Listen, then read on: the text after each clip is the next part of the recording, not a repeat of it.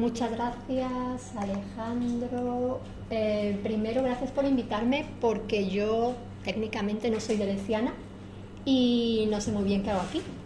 Pero cuando me invitó le dije, sí, estoy leyendo bastante a Maggie Nelson, que también habla a su vez de Deleuze, y lo que me gustaría hacer, espero ser breve, espero que se vea la presentación, porque además he jugado con los matices y los grises y quizá no, hablar un poquito de presentaros a Maggie Nelson, las paradojas del sentido que se encuentra Maggie Nelson en su propia vida, y luego ver si se puede salir a la paradoja, si no, si estamos deviniendo de más. Y agradezco también las dos presentaciones anteriores, pero especialmente de Lara West, porque creo que los tres niveles que ha diagnosticado de alguna forma también están presentes en la vida, en la obra de Nelson. Os la presento un poquito. Se define como escritora revienta géneros, genre busting, el género en ambos sentidos, género de tipos de filosofía o de literatura, como que lo mezcla todo, pero también un género a nivel más sociosexual o como queramos decirlo. Se define Los Argonautas, la obra de la que más hablaré hoy, no como una filósofa, sino como una empírica, porque no busca redescubrir un eterno universal, sino encontrar las condiciones bajo las cuales se produce algo nuevo. Esto lo llama creatividad. Atribuye esta cita de Les Parnet diálogos, pero no la ha localizado, porque creo que hay muchos niveles distintos aquí, una que parafrasea como quiere, otra que utiliza traducciones inglesas, yo estaba con la traducción castellana, el original francés. Bueno, lo dejo por ahí. Sí que hay como mucha presencia de Deleuze, también de otros autores, autoras y autores, pero difícil de rastrear, creo que a propósito. Tiene muchos ensayos, libros difíciles de clasificación. Ha pasado de una editorial pequeñita argentina que no conoce prácticamente nadie a Anagrama, igual ya se ha hecho mainstream, no lo sé. A mí este de Blitz me encanta porque es un aforismo, poesía entre Wittgenstein y el color azul, una flipada, pero vengo a hablar sobre todo de Argonautas, 2015. Es medio biográfico, cuenta su historia de amor con Harry Dodge, y el título es de Barthes, la obra esta de Barthes por Barthes, donde dice que el sujeto que dice te quiero, como el argonauta que está siempre renovando su nave, no le cambia el nombre, pero tiene que ir cambiando pieza a pieza. Y un poco esta metáfora es la que lleva todo el libro y también su propia relación. El libro comienza, no lo he dicho, yo vengo de estudios wittgensteinianos, Nelson también, pero de una forma muy distinta, y se encontró con Harry Dodge al mismo tiempo de que estaba bastante metida. En el momento en que alguien se mete mucho en el Tractatus es muy problemático, pues ahí estaba Maggie Nelson y decía que había dedicado la vida entera a la idea de Wittgenstein de lo que lo inexpresable está contenido inexpresablemente lo expresado, ese es el prólogo de Tractatus. ¿Cómo se puede expresar aquello que no se puede expresar? Lo místico, lo inefable, lo que está más allá del sentido. Y este aforismo es parte de la propia obra y la propia vida de la autora de intentar tratar de expresar aquello que se nos escapa del sentido, aquello que las palabras no son suficientemente buenas para nombrar. Y ahí conoce a Harry y todo su esquema tractariano del sentido se le desbarata. ¿Por qué no puede hablar de Harry? ¿Por qué no puede escribir? ¿Por qué intenta escribir algo que se le escapa? Pues en primer lugar porque, estas dificultades tampoco son nuevas. Mismo Fedro nos estaba apuntando todo esto. Pero para ella escribir una biografía es como hacer una mala ficción, donde se van a trabajar temas muy complejos, pero en realidad las posiciones ya están dadas de antemano. Falsas disyuntivas, dicotomías, y no se puede salir. O igual que el inicio de los diálogos, esta cita sí que la encontré, explicarse es muy difícil, no se puede responder a las preguntas que nos hacen, ya hay una especie de posición determinada, entrevistador-entrevistado, pregunta-respuesta, y de ahí nada sale, hay que salir de ahí. Más metáforas o más ideas de estas dificultades, no creo que esto sea nada nuevo, pero en primer lugar una necesidad de darnos a entender, de ser entendidas, que nos lleva más al fondo de la jaula. O también de Les Parnet, escribir como traicionar. Poner en palabras en algo es matarlo, o metáfora que uso mucho en mis clases de crítica del sentido, metáfora del molde de galletas. Como que poner algo en palabras significa moldearlo, poner cierto límite, cortar el resto y ya no tenemos lo mismo. También de nuevo tan antiguo como Nietzsche y su crítica al lenguaje, metáfora. Y otra cosa que seguramente también sabréis, voy a ir rápido, si no luego lo hablamos. el agotado binarismo. Imagino que entre el título y lo que he contado de Nelson ya habréis visto claro que se trata de una relación queer y de algo que intenta ir contra este agotado binarismo de feminidad, masculinidad, la norma, lo que está fuera de la norma, la transgresión, y también un lenguaje totalitario que va aplastando particularidades. Y la otra clásica de Deleuze Parnet, esta distribución de máquinas binarias, pregunta-respuesta, y si quiere salir de ahí, la pregunta es ¿cómo sale? La respuesta, no queda otra, tenemos que utilizar el lenguaje que intentamos expresarnos, no lo permite, pero lo seguimos intentando, y de aquí salta el principio de la lógica del sentido. El lenguaje, la que fija los límites, pero también sobrepasa esos límites. Nos trae todo esto del devenir ilimitado, que nos puede llevar a esta posibilidad de algo inasible que se nos escapa, que no podemos nombrarlo. Y entonces Nelson escribe el libro, lo dirige en segunda persona del singular a Harry, como que todo el rato es como te escribí, te dije, y comienza con, ciertamente estamos hablando de Harry, pero no he dicho nada de Harry a propósito, porque es como el objeto que se escapa, lo que no se puede llegar a nombrar. En su propia vida, en su propia escritura, considero también la traducción del libro, que en mi opinión es muy difícil de traducir, pero no creo que esté bien hecha, es que las palabras no son suficientes. Cuenta cómo no sabe ni cómo dirigir la palabra, se obsesiona y empieza a buscar a Harry en Google, porque Harry es cineasta y artista visual, para ver otras referencias a su persona, para ver qué pronombre puede utilizar, y se le escapa. E incluso nos va contando que hasta en el presente le resulta muy imposible, se le va a la acción cotidiana, que nos cuenta Maggie Nelson, como reservar un vuelo o intentar buscar que la facultad en la que trabaja le salga algún tipo de papeleo, porque siempre se encuentra con la vergüenza, el desconcierto, la incomprensión de la otra persona, la que está al otro lado.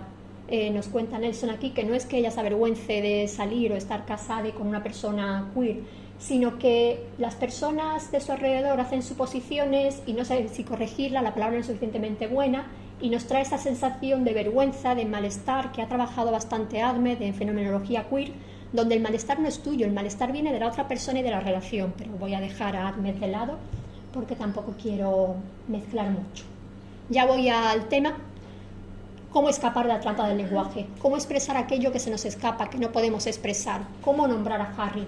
Para tratar de responder a esto, recurre de esta forma indirecta, parafraseada y nunca completamente al pie de la letra, pero bueno, alguna estrategia deleuziana, sobre todo lógica del sentido y un poquito de 1000 mesetas. Primero, usar el nombre propio, como intentar fijar la identidad del nombre. No sé si os habréis dado cuenta, pero a lo largo de esta primera parte de la presentación he hablado de Harry, pero he evitado utilizar cualquier artículo, cualquier determinado, cualquier marcador de género que ya me haga posicionarme y decir que Harry sea masculino, femenino, neutro u otra cosa diferente. Aferrarse al nombre. Así que nos cuenta Maggie Nelson que ha aprendido a lo largo de su relación con Harry a evitar pronombres. La clave radica en entrenar el oído hasta que no moleste escuchar el nombre una y otra vez. Hay que escudarse en callejones sin salida de la gramática, relajarse y aceptar una orgía de especificidades. Así que durante toda la propuesta podemos decir Harry, Harry, Harry y ella decir Harry todo el rato. Pero, lo sabemos, paradoja del puro devenir, o la frase esta de Juarrot que me ha gustado, el ancestral espejismo de los nombres, un nombre no significa nada, la identidad se va, Alicia se trastoca, se pierde el nombre propio, no puede responder a quién es, un nombre propio no indica el sujeto y la propia persona de Harry a lo largo de toda su existencia ha ido deviniendo y cambiando de nombre. De hecho, curiosamente, no tenía documento de identidad ni número de la seguridad social hasta que fue con bastantes años. Se resistía a ser categorizada y de alguna manera se escapa.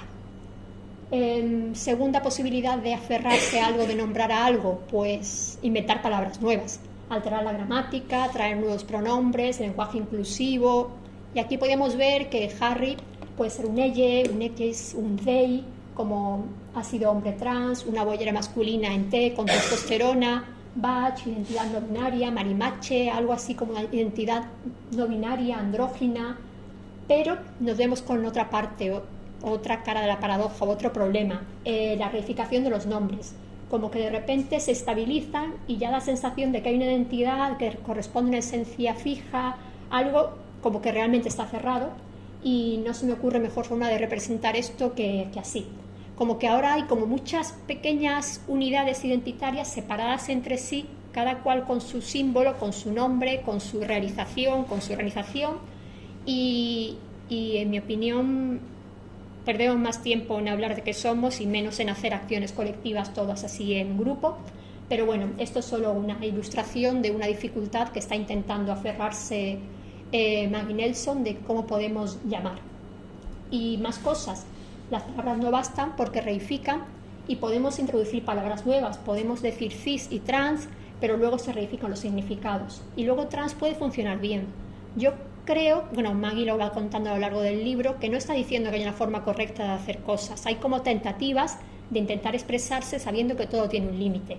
Entonces, usar palabras como trans puede funcionar, puede ser una abreviatura, puede evitar muchísimas situaciones incómodas, pero también te lleva prácticamente o muy rápidamente a un discurso convencional que evoca esta narrativa del cuerpo equivocado, donde hay como dos puntos, uno de partida y uno de destino fijos, y en medio un tránsito, peregrinaje ortopédico, donde tienes que pasar por determinados ritos para llegar a ser lo que realmente quieres ser. Y nos dice, esto puede ser útil para ciertas personas, pero para otras realmente no lo es. Y para Harry, por supuesto, no lo es. Como que decir que Harry es trans es quedarse sin realmente entender lo que está haciendo. Y otro tema importante, podemos cambiar, crear lenguaje, pero si la realidad sigue siendo dicotómica, binaria, excluyente, hay muchos problemas cotidianos, que en el fondo estoy hablando de filosofía, pero sigo diciendo, es importante, esto es problema cotidiano, es vida cotidiana, de la propia Maggie y de Harry. Publicaron el primer artículo en el New York Times sobre su arte. El editor dijo que solo podía salir el artículo si elegía señor o señora, cita literal del editor.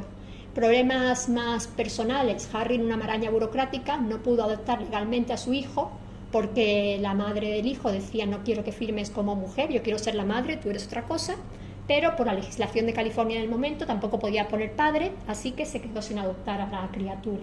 Entonces, problemas urgentes, no estoy hablando solo de definiciones o de usar palabras o de hacer algo muy performativo y simbólico, es como vida cotidiana. Tercera salida, unida a esta anterior, pues no hacer ninguna casilla vacía, negarse a ser y decir, pues no voy a categorizarme y voy a ser algo de puro desplazamiento, puro devenir. Nos habla bastante Nelson del uso estratégico útil de este símbolo, los corchetes en blanco cuando no tienes nada que decir, y Deleuze también reconoce que hay mucho que no tiene nada que decir. En algún momento, después de mucho debatir, Harry aceptó ser animal humano. Pero, otra paradoja, neutralidad o tercer estado de la esencia. Es tan neutro que es indiferente, que no se puede asir. La esterilidad o neutralidad espléndidas, el no poder asir y no poder decir nada. Es como, ¿acaso se puede habitar en el espacio en blanco? ¿Acaso se puede vivir por aquí? Difícil. Posible salida, lo sabéis, después de la casilla vacía, objetos supernumerarios, absurdos, imposibles. Podría ser un ocupante sin lugar, siempre desplazado, un punto aleatorio, una línea de fuga, algo que no deja de moverse, de cambiar, como el snark, algo imposible, algo mitológico, algo absurdo. Y aquí vemos un sí pero no. Para Nelson, Harry podría ser este objeto supernumerario, absurdo, contradictorio, inasible, pero no tanto. ¿Por qué? Pues dos motivos, sobre todo. Existe, es un ser humano con quien comparte la vida, no lo considera extraordinario. Este devenir minoritario, como sabemos, también es como convertirte en lo más común, lo más ordinario. Y luego cuidado con volver a caer en esta dicotomía de poner por un lado lo posible y lo imposible, por un lado lo normal, por otro lado lo anormal, lo abyecto. Y aquí Nelson hace algo así que me ha dado por denominarlo así, quizá pretenciosamente, lo siento, de inmersión de platonismo y inmersión de lo queer. No está completamente de acuerdo dicotomías como lo posible y lo imposible, el sentido sin sentido, la norma, la transgresión, por la dificultad lingüística que ya vimos antes, que de repente sea dicotómico y excluyente, pero también por la dificultad vital, que su propia vida se convierte en lo otro del sentido, lo depravado, lo transgresor, lo absurdo, lo imposible, y realmente no. Si algo podemos aprender de leer esta obra o de ver esta relación, es que hay un montón de dicotomías, femenino-masculino, reproducción más natural, con todas las comillas del universo, y sexualidad no reproductiva contra natura, otra vez muchísimas comillas, una norma, una transgresión queer, y entonces Nelson va destacando cómo este binarismo está en un momento apoteósico. El libro es de 2015. Tanto en la heteronorma como en la homonorma se encuentran críticas o objeciones o sensación de no pertenecer a ninguna de las categorías de ninguno de los lados. Entonces, más o menos podemos pensar que está deviniendo. Esto tiene sobre todo que ver con el modelo de familia que eligen y con el modelo de crianza. La relación entre Harry y Maggie desestabiliza el binarismo, provoca incómoda tanto al ámbito más heterosexual como al ámbito más homosexual o queer o como queráis llamarlo. No son normales, no son transgresores. Muchas veces tienen un passing de familia heterosexual con hijes, a veces les vea bien. Estados Unidos en 2020, pensad lo difícil que tiene que ser esto. A veces les causa incomodidad porque es como, ay, el papi, la mami y todo esto. Y en otras ocasiones recibe mucho rechazo de comunidades queer por tener un modelo de familia que tiene mucho passing heteronormativo, como un rol masculino padre, un rol femenino madre, con hijes y demás. Entonces no estaría ni en lo uno ni en lo otro, sino en la otredad, en el devenir, en el estar siendo. Se podría pensar, yo creo que propia Maggie Nelson es consciente, yo lo soy, de que hay una trampa desde el principio. Voy más o menos acabando. Porque la pregunta es ¿qué es Harry? En el momento que hacemos una pregunta con ¿qué es?, la respuesta ya parece estar direccionada a una definición estática, identitaria, más de un verbo ser entendido en forma ontológica seria.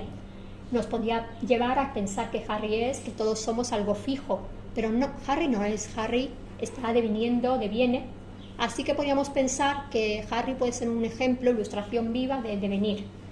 Pero al mismo tiempo también podríamos llevar nuestra reflexión a cada cual de nosotras, nosotres y nosotros, de que en el fondo estamos deviniendo todos. Aquí de nuevo, un poco más al final del libro, parafrasea Mil Mesetas, y como ser Harry, estar siendo Harry, o su propia relación, su propia convivencia, un tributo a lo transitivo, a la fuga, a esa sopa del ser en la que vivimos, y aquí nos cita en Mil Mesetas el devenir animal, devenir mujer, devenir molecular, en el que estamos siendo.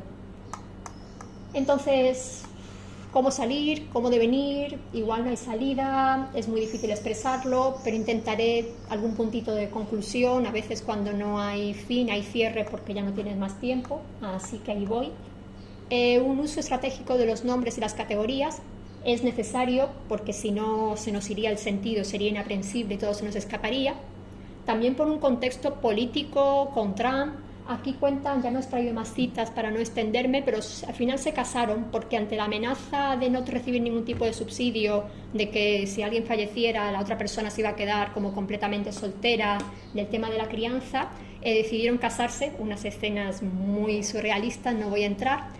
Entonces, sí, la realidad a veces te exige tomar algún posicionamiento, alguna suerte de compromiso, pero saber que esto no abarca todo. El caveat o el cuidado que siempre está diciendo de no esencializar, no reificar, evitar confundir nombres con realidades, y también cuestionar estas dicotomías excluyentes entre ámbitos heteronormativos, ámbitos homonormativos, que se dan, según Nelson, en cualquier espacio, de pues intentemos no normativizar tanto y no decir hay que ser así, sino abrir. Y bueno, Harry como ejemplo, un poco escurridizo, un poco ilustrador de devenir, pero no completamente. Como terminar diciendo Harry es devenir, Harry está deviniendo, no le satisface a Nelson, no es partidario de que todo sea devenir. También defiende un cierto placer o felicidad en formas de permanencia, de insistencia, de persistencia, de una obligación, de dependencia, lo que llaman los placeres de la devoción normal. Para mí normal lo pone muy a propósito ahí, para un poco sigue pensando lo normal, lo anormal, la vida cotidiana que tiene. En el fondo son pues del 2011 que se conocieron hasta el presente, muchos años de relación. Y termino con la única frase afirmativa que he encontrado descriptiva en todo el libro, donde se usa el verbo ser para tratar de explicar qué son Maggie y Harry y cómo es su relación. Pues dos animales humanos que se acompañan en un tiempo de transformaciones, haciéndose de alegres testigos mutuos. En otras palabras, estábamos envejeciendo. Y ya está.